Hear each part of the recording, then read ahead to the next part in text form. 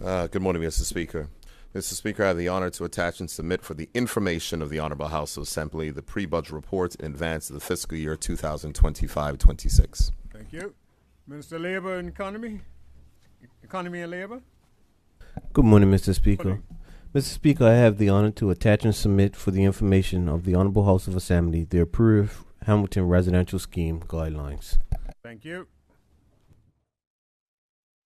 Petitions, there are none. Statements by ministers and junior ministers. We have 7 this morning. The first is in the name of the Premier and Minister of Finance. Premier?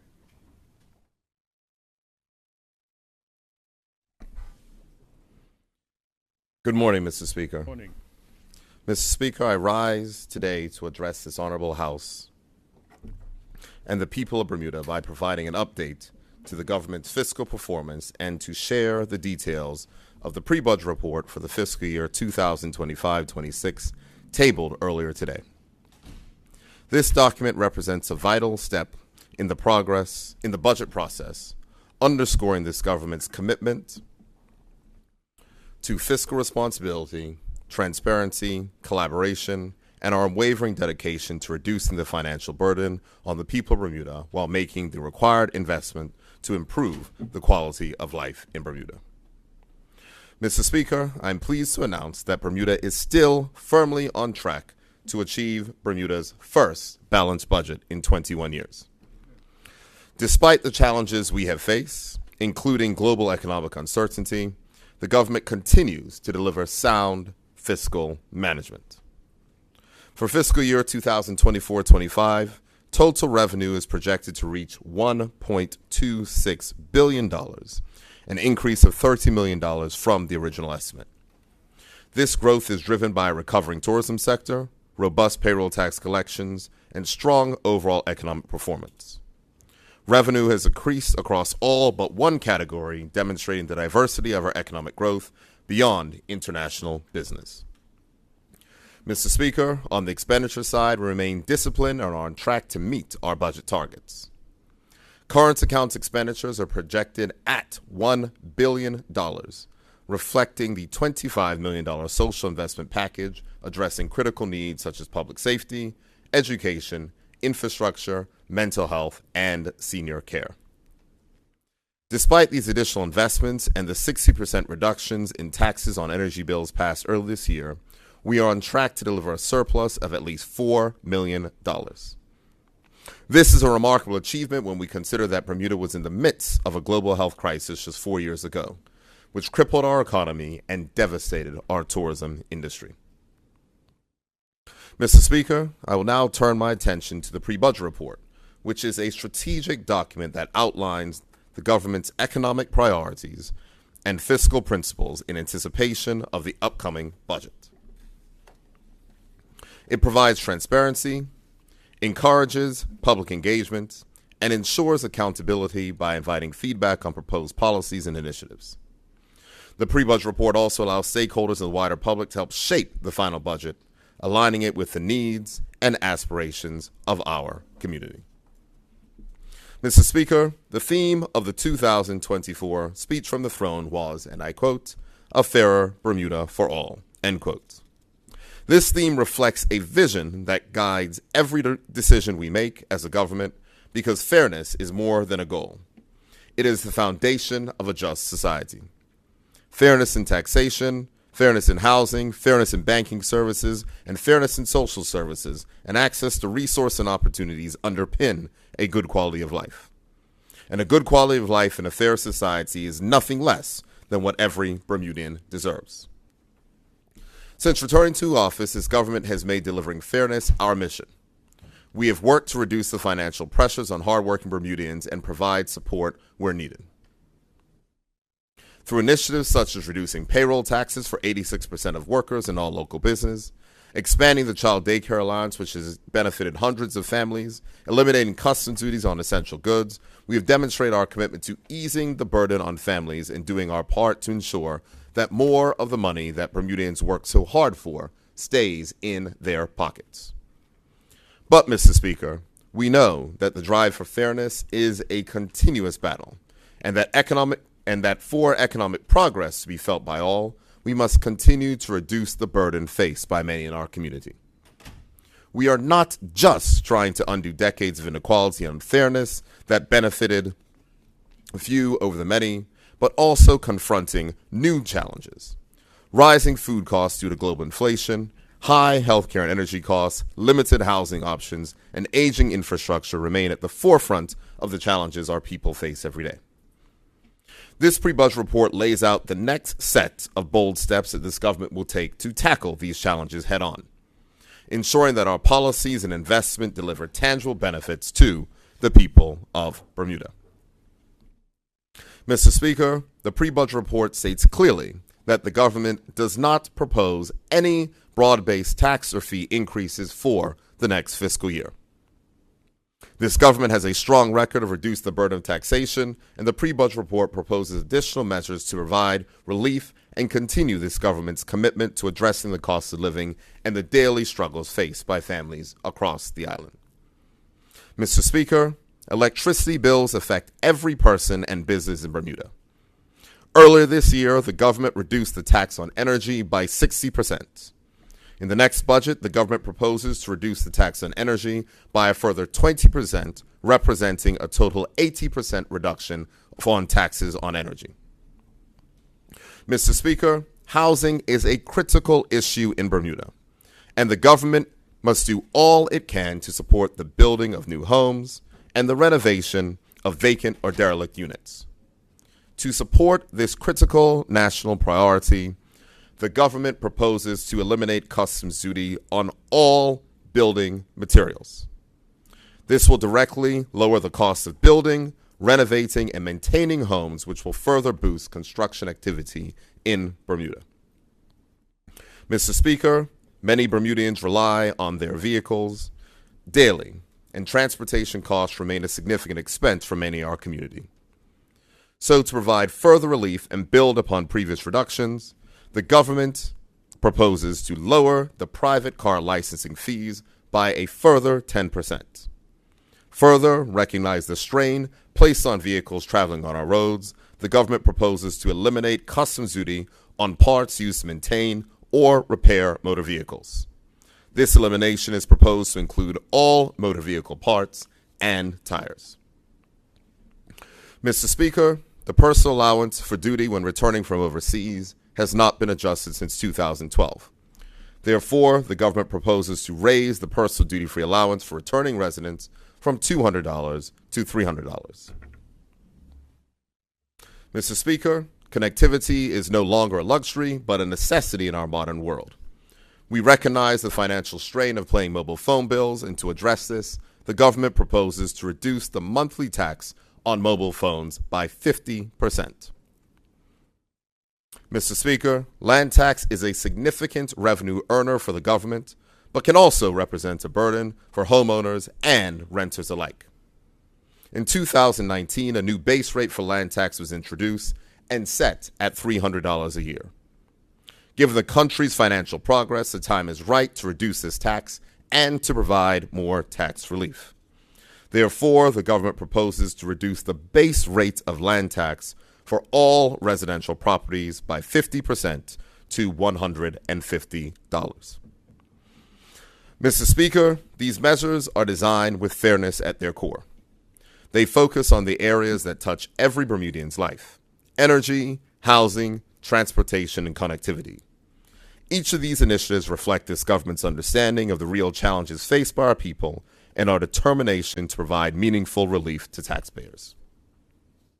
Mr. Speaker, moving to current account expenditure, the government is proposing a 3% increase in current account spending. All departments' budgets will remain at 2024-25 levels into fiscal year 25-26, inclusive of the funds allocated in the mid-year review.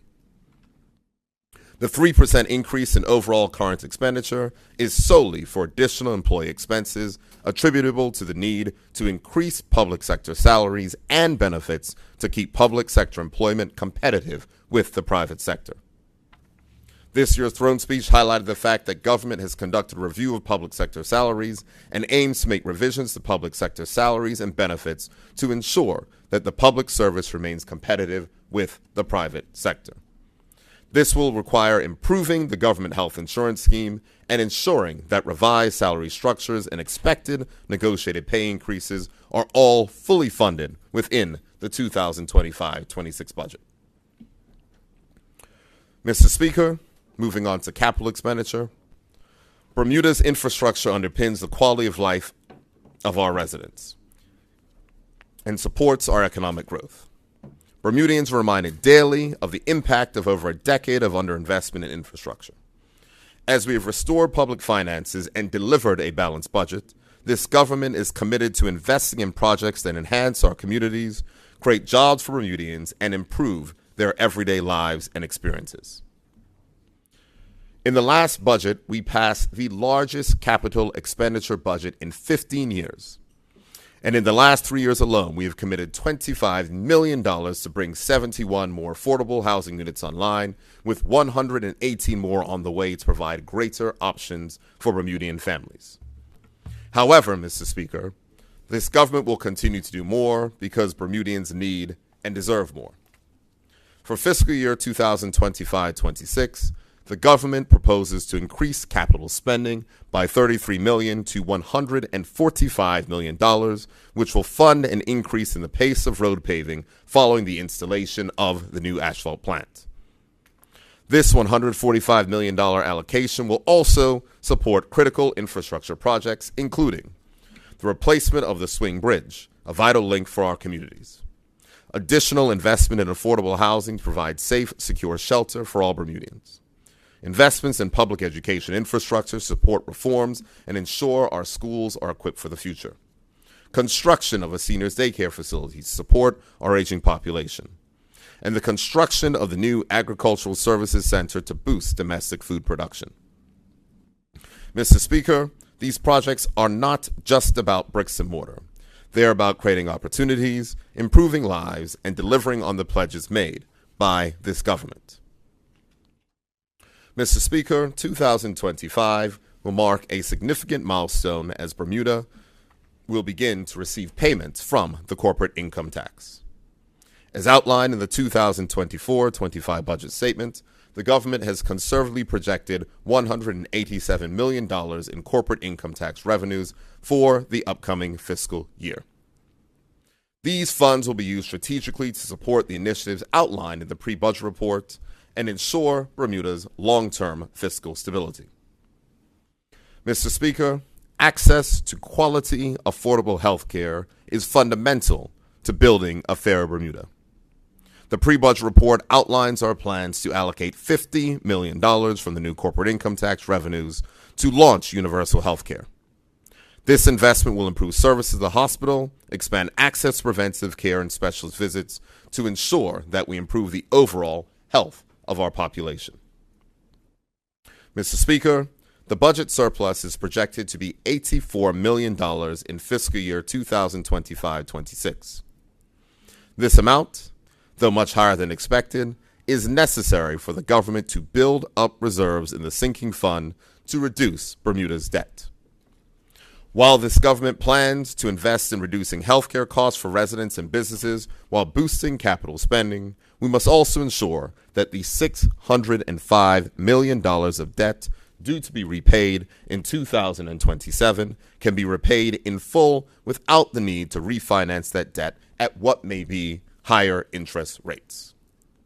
Therefore, in this report, the government is setting out a provisional medium-term expenditure framework that provides a path with future corporate income tax revenues to repay the $605 million of debt due in January 2027 in full, Mr. Speaker. Net debt to GDP is expected to fall from 36% in fiscal year 2024-25 to just 23% in fiscal year 2027-28. Interest payments are expected to reduce from $128 million in fiscal year 2025-26 to $105 million in fiscal year 27-28.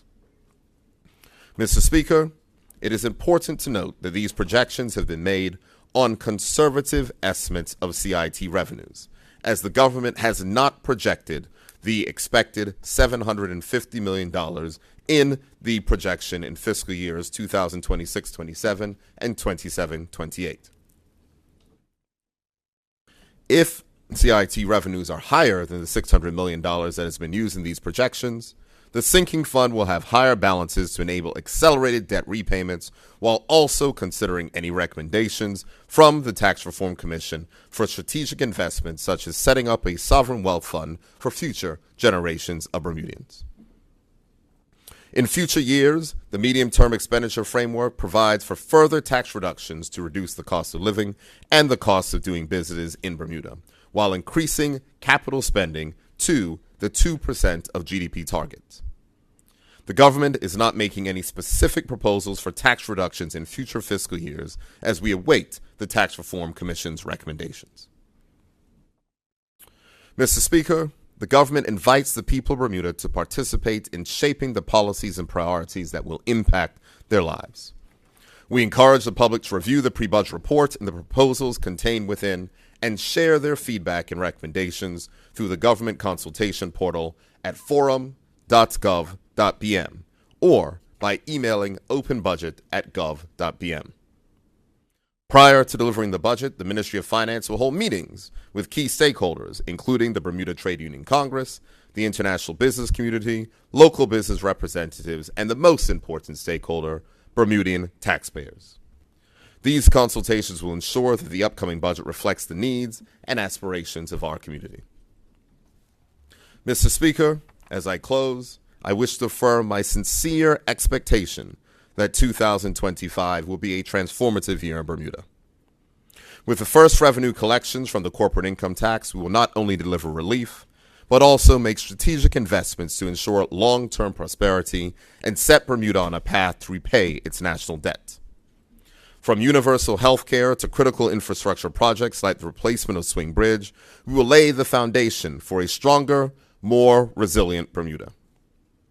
This government remains steadfast in its mission to ensure that every Bermudian feels the benefits of our sound fiscal management. Through careful planning, prudent decision-making, and inclusive consultation, we are reducing costs for Bermudians while investing in our future. Mr. Speaker, Bermuda has come a long way from the challenges of the global financial crisis, a long way from the One Bermuda Alliance's austerity budgets, and a long way from the impact of a once-in-a-century pandemic. However, this government has remained steadfast in our commitment to rebuilding Bermuda with Bermudians at heart, to ensure that Bermudians are the beneficiaries of this island's economic success. This pre-budget report proposes bold initiatives to ease financial pressures, invest in critical infrastructure, and improve access to health care, all while maintaining fiscal responsibility. It is a plan that will ensure that this government delivers on its mission of building a fairer Bermuda for all. Thank you, Mr. Speaker.